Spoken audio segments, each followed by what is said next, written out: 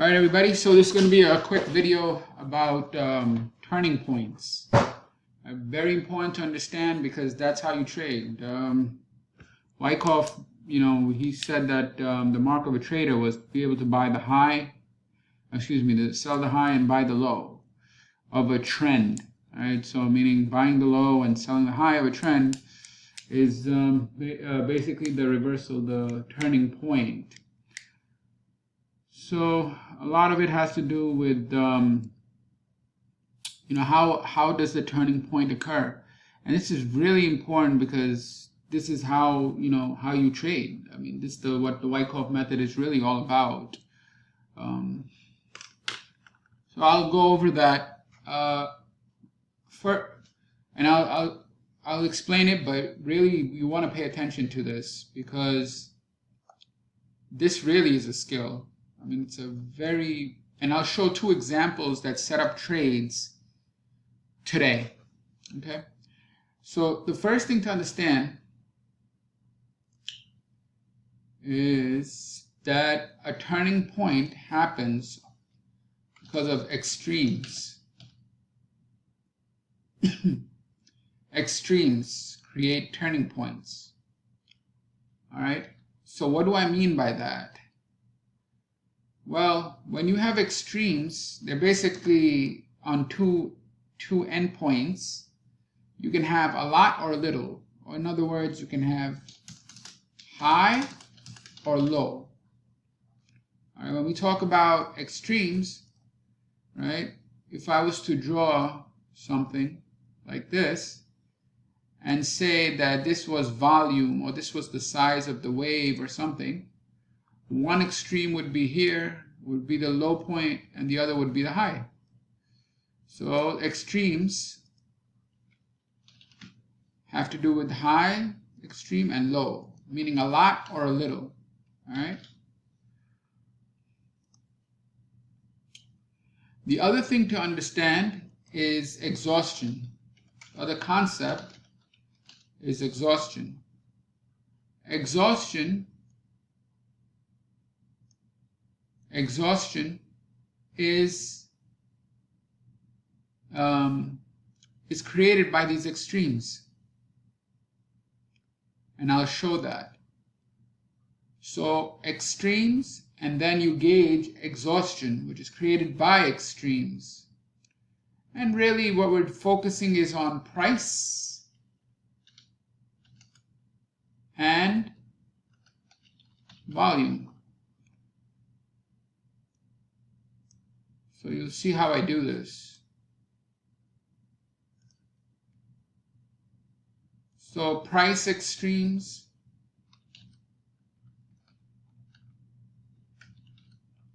all right, now watch this matrix.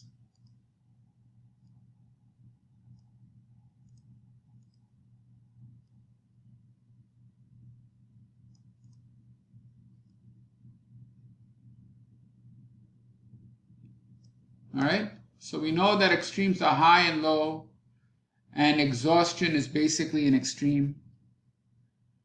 And the two factors that we're looking at are price and volume.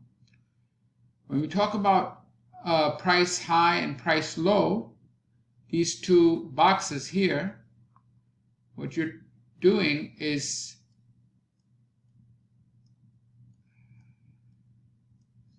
basically talking about the length of the wave. The length of the wave. Okay? The length of the wave. So when you have a price high, that means the wave overshoots. All right? So this is what creates an extreme and an exhaustion, which is what you have basically your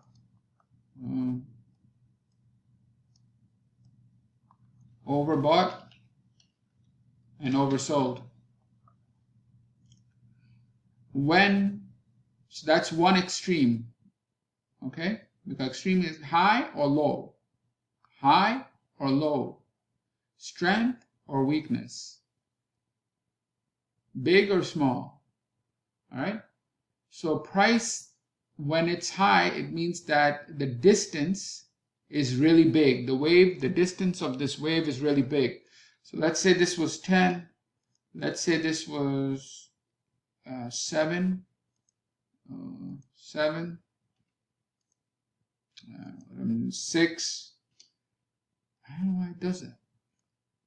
6. 7 again. I'll try.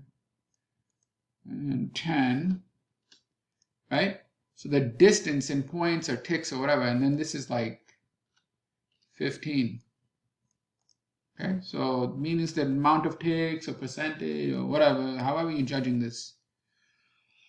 All right, so it overshoots. It gets, from a perspective of price, too much of a move, a big move, high number of ticks, high number of points. That's overbought, oversold. And if we consider this, the other extreme is low. So low would be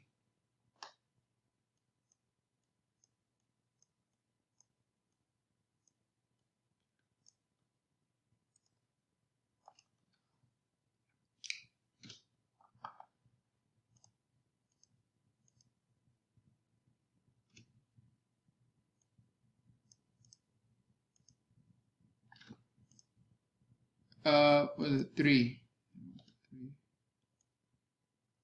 All right, so you see the distance is smaller now, from 10 to 6 to 3. The distance in terms of ticks, so the distance in terms of points, has decreased. So this is low, meaning relative to the other waves, the amount of distance is little, it's small, it's low, it's less, it's an extreme. All right, so we call that, typically it's a shortening of the thrust. Now you might be saying, well, you know, are you measuring from high to high to high? If the wave is small, typically the thrust is small. So, I mean, you could do it either way. You could call this a small wave, or you could do shortening of the thrust. It doesn't really matter. It's going to be this situation, because as the waves get smaller, the high to high to high is going to decrease. All right. So, I mean, not all the time, but basically that's the idea. So, shortening of a thrust is an extreme. It means there's a lack of progress, typically from high to high to high, but it's also set up by the waves themselves, the distance of the wave shrinking from like 10 to 6 to 3, because the buying power is unable to push price much above the higher high. It can't do it. So this is an extreme. Similarly, for volume, everybody knows. All right, so it's just climax. All right, it could be a climax, or it could be a lot of effort. All right, but it's just high volume, climax or whatever. And low is typically your lack of demand or lack of supply. So these are your key 4 scenarios, right? So, I mean, basically it all comes down to climax and shortening of the thrust, which usually the shortening of the thrust will automatically be a lack of demand or a lack of supply. All right, so it really comes down to these two. All right, this one and this one. Because if you have overbought, oversold condition has a lot of volume, it's going to be a climax. If you have a shortening of thrust, you're going to have less volume, it's going to be lack of demand and lack of supply. So these two are the key. All right, so now that you understand that, what you need to understand about a turn is as the market goes up like this or this, it typically has a climax here, and here you'll have your shortening of the thrust. Okay. All right. Now that you understand that, you have to understand that a behavior is validated by the next behavior. Meaning, this is the left-hand side, because we're in that same trend, this is the left-hand side. and it is a climax or shortening of thrust, but that will not get validated until you have heavy selling. You could call this your change of behavior or sign of weakness, or what is the other one?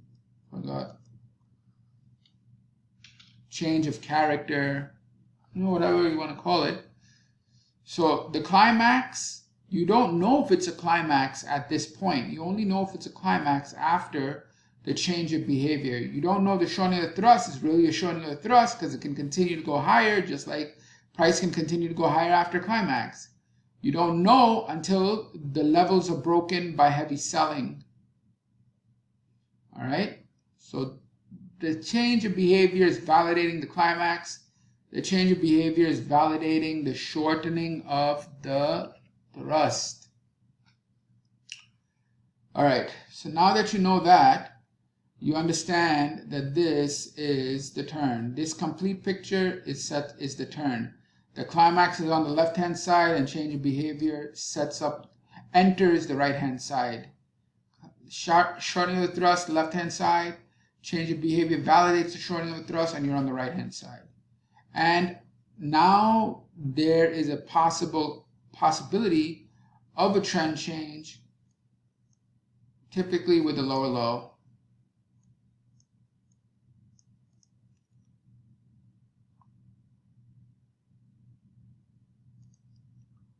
With a lower high and that lower low, lower high, lower low.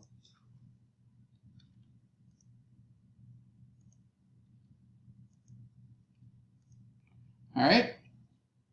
So this is really important, because what we're saying, left-hand side, you have climaxes and shortening of the thrust. And also lack of demand and lack of supply. But like I said, it's the same thing, because when you have shortening of thrust, you'll have lack of supply or lack of demand. If you want, I could put it like that. LOSD. And on the right-hand side, or how you enter the right-hand side, you have your change of behavior. This has many words, many names. Sign of weakness. I've heard change of character. Even that thing that they talk about, the automatic rally, that really is the change of behavior. The automatic rally after that climax, secondary test, etc., that's really it's a change of behavior, and the key word is automatic rally. So the thing with that rally is, if you can detect the strength of that rally, and if it holds on the secondary test and volume goes away, evaporates or dries up, then that automatic rally is your change of behavior on the condition that it is heavy volume and big price movement. If it's just a regular pullback, or it's not, then it's not the automatic rally obviously isn't a change of behavior unless you can detect that. So for example, here you have a climax and then you have that big down move. That's a change of behavior. Why? Big price move, big volume, and typically it'll take out the low. Okay, so this is the dynamics of a change. I've started with the extreme higher low. I've put that higher low in the context of the two factors that are the factors of supply and demand, basically price, distance, and volume, and then high price and low price, and then high volume, low volume. All right, and then we came up with the behaviors, and then stringing them together to show how one and the other happen on the left-hand side, the climax and the SOT happen on the left-hand side, and how the change of behavior enters the market on the right-hand side. All right, it takes the market on the right-hand side. After that, you typically get your low volume pullback, which is your lack of demand or lack of supply.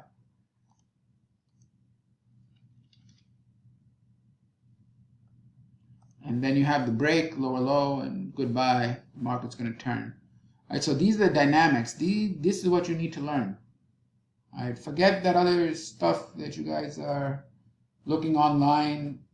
You know, I've seen the, I don't know what they're doing, but there's a lot of stuff online that is just going to get you into analysis paralysis, and it's overly theoretical and untradeable. So you want to stick to, you know, I'll show you now. Okay, I'll show you now. So this is the move on crude today. And the other thing is, when the market is climaxing, you don't know if it's a climax until that change of behavior. So if you see indications, you're like, oh, it's still going lower. Yeah, it's still going lower because you don't have the complete turn. So I cannot tell the future. So a climax is only a potential climax until the change of behavior and the low volume pullback. All right, so let's go to today, and I'll show you a clear example. So the market here is trending down on crude.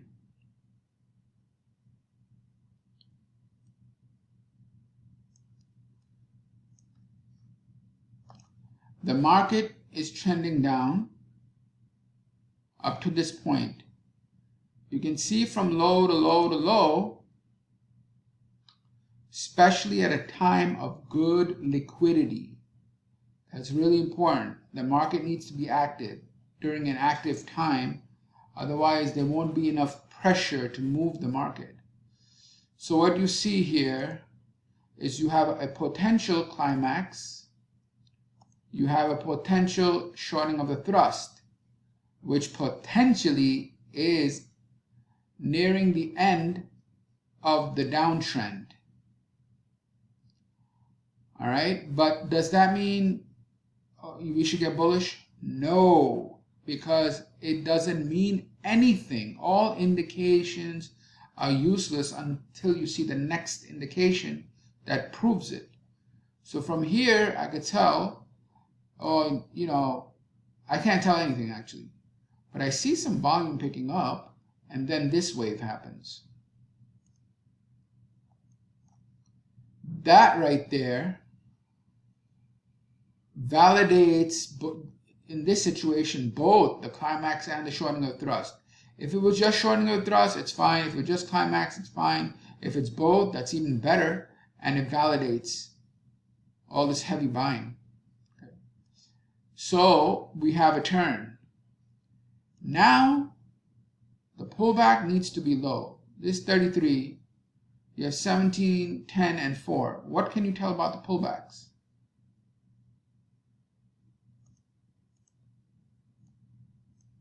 Look from this supply to this supply to this supply.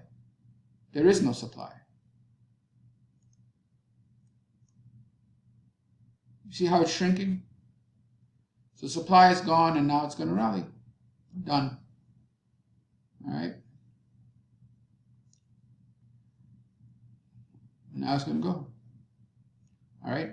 So this is just an example of a turn. Let's take a look at another turn.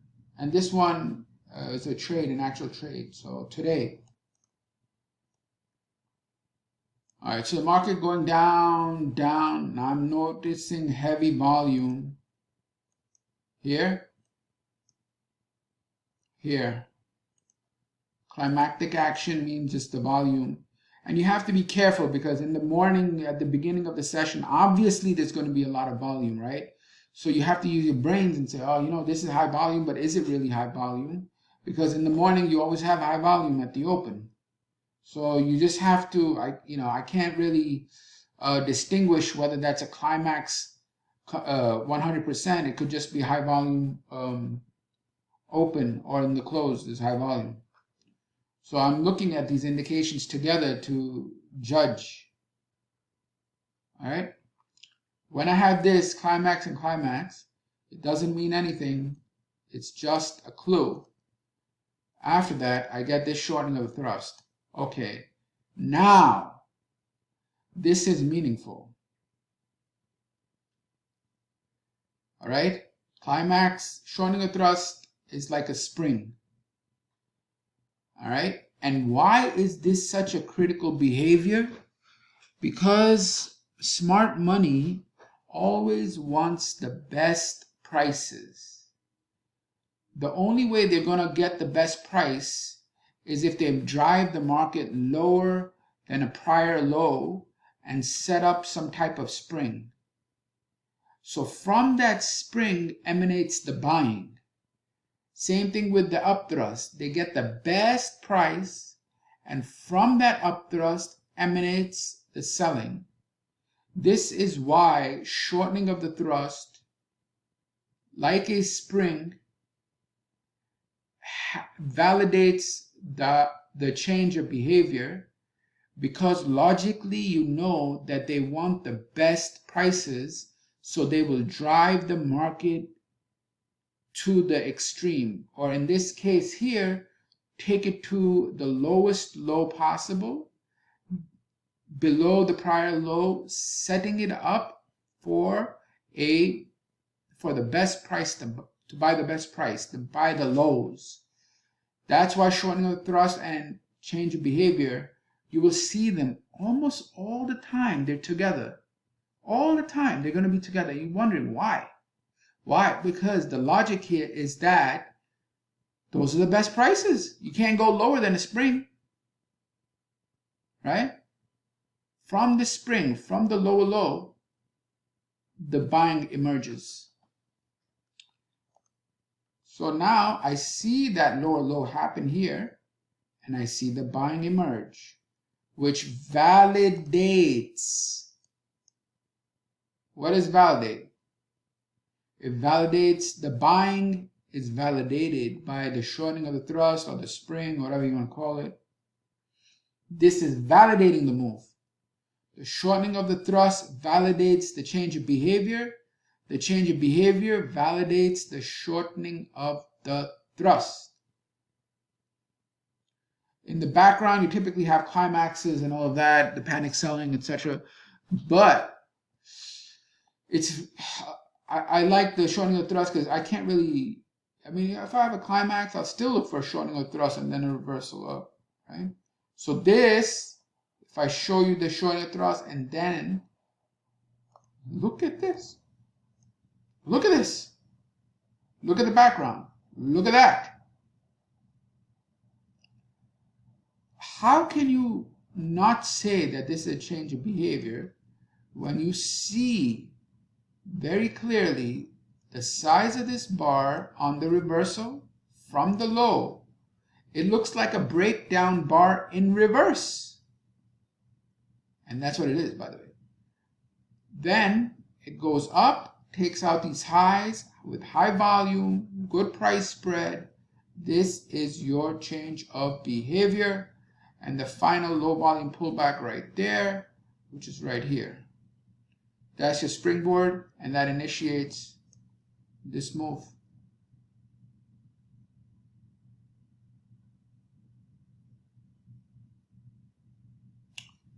All right. Now I'm going to continue, and I want you to think about this, because right here there was a lot of folks, towards the latter part of the day, I know they were looking for shorts and they lost out. But you have to understand why.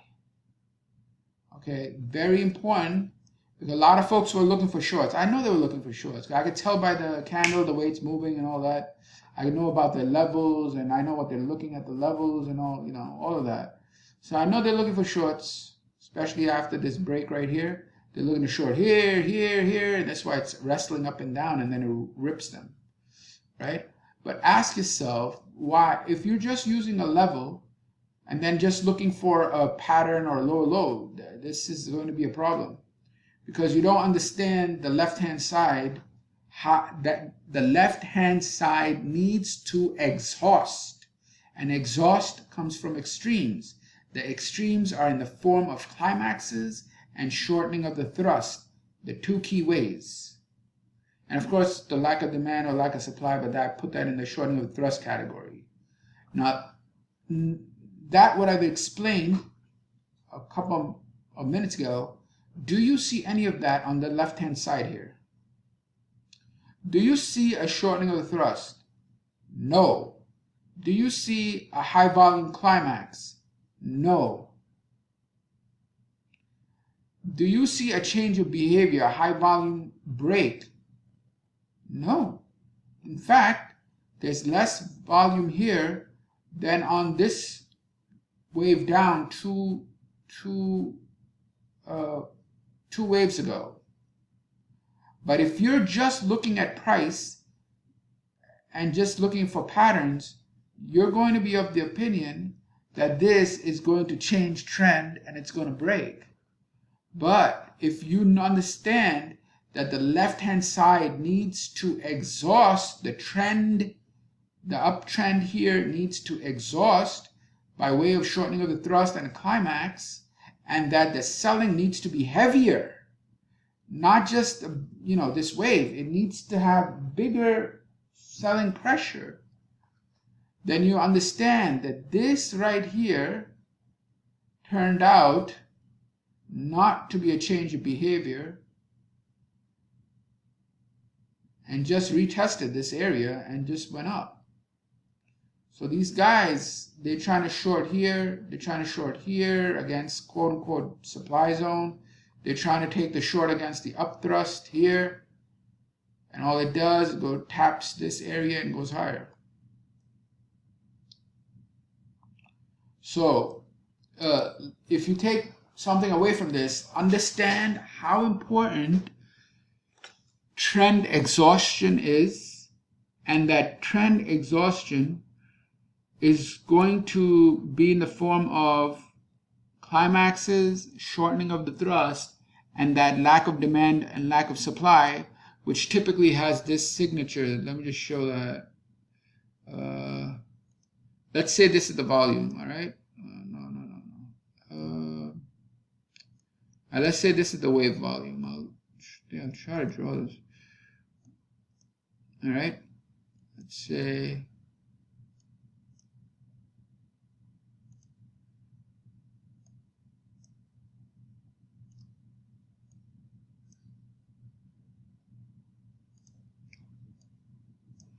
all right, you see the wave volumes here at the bottom.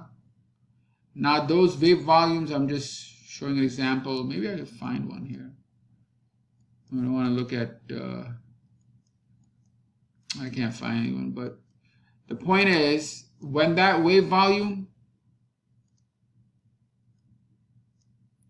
right, it goes from high, let's say this is, say, I don't know, let's say 20,000 conch. What did I do? I said this is 20,000. Did I mess it up? I don't know what happened. Let's say this is 20,000. Let's say this is 12,000. And let's say this is here is 5,000. Okay, so now go from 20 to 12 to 5. The declining like this, with the last wave being very low, that as the trend goes up, if you have this on the rally and then 12 on the next rally and then 5 on the next rally, as it's making higher highs, it will enter a lack of demand. At the higher highs, there's lack of demand. All right, so I mean, usually when you have shortening of thrust, you have lack of demand and vice versa. So don't need to code everything. Anyway, so that's the point.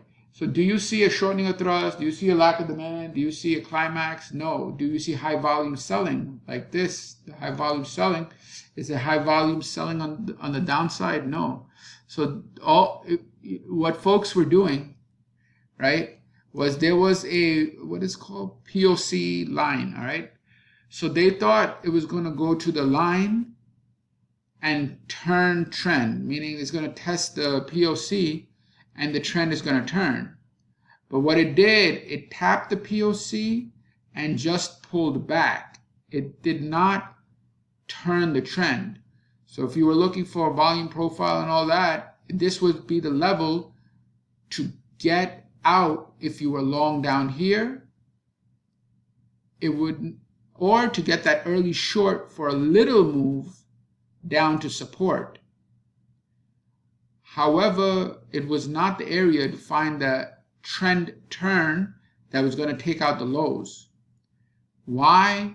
Because when it went to that level, there was no climax, no shortening of the thrust, no lack of demand, and no real high volume selling. And by high volume, it should be significantly high, and there's thresholds for that, like significant threshold. Here, for example, it's not really that much, because as I explained, 77 is less volume than 81. So it's not even bigger than 2 consecutive waves. It just wasn't enough. And that's why I got bought. Okay. All right. I've given this this information about turning points, and this is the stuff that you want to incorporate and look into and learn, because this is what the market does. All right. I mean, take a look at this. Look at the ES, right? Now tell me this. You have the high right up here on the daily chart. Do you think it's a coincidence there's a shortening of the thrust there? Do you think that there's a coincidence? That the shortening of the thrust, as I explained, sets up the best price because it's a high, and that initiated the heavy selling. Validating the shortening of the thrust, and the shortening of the thrust validating the selling. Right there on the daily chart as well. So, yeah, all right, take care, bye.